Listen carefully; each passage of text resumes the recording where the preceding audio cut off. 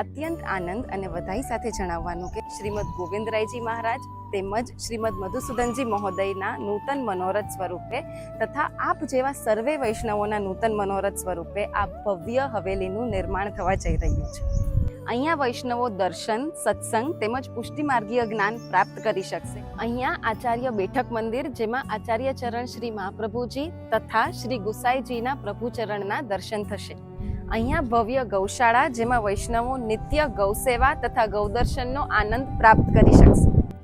આ હવેલીનું નિર્માણ કાલાવાડ રોડ પર આવેલા અતિ વિકસિત અવધ ક્લબ રોડ પર ક્લાસિક પાર્ટી પ્લોટની પાછળ મુરલીધર સોસાયટીમાં થઈ રહ્યું છે.